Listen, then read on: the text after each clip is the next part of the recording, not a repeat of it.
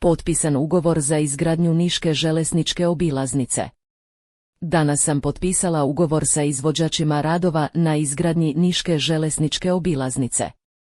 Ugovor vredan 153 milijuna evra potpisan je sa firmom Extra Auto Transport, kao vodećim članom konzorcijuma, koji čini i kineska kompanija China Road and Bridge Corporation, a početak radova očekuje se u julu mesecu.